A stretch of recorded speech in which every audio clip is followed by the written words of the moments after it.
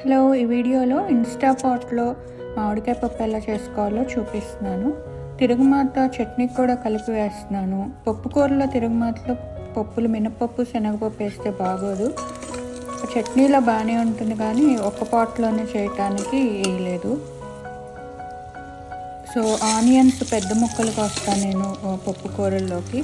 అవి వేసి కాసేపు వేయించాలి. తర్వాత కనీసం 2 గంటలు నానబెట్టుకున్న పప్పుని వేసి దానిపైన మామిడికాయ ముక్కలు పచ్చిమిరపకాయలు వేసి ఇన్స్టా పాట్ మూత పెట్టేసుకుని ఒక 10 నిమిషాలు ప్రెషర్ కుక్కర్లో పెట్టాలి. సో 10 నిమిషాలు అయిపోయినాక కూడా 15 నిమిషాలు అయింది, అందుకని రిలీజ్ చేసేసి ఓపెన్ చేశాను. ఆ రిలీజ్ అయ్యే వరకు కూడా ఉంచవచ్చు. తర్వాత ఉప్పు వేసుకుని ఒకసారి రుచి చూసుకోవాలి, ఎందుకంటే మిరపకాయ పచ్చిమిరపకాయ వేసాం కాబట్టి ఒక్కొక్కసారి సరిపోతుంది. సరిపోతే కొంచెం కారం వేసుకుని కన్సిస్టెన్సీ కోసం అవసరమైతే కొద్దిగా నీళ్లు కలుపుకొని ఒకసారి తిప్పి కొత్తిమీర జల్లుకుంటే అయిపోతుంది.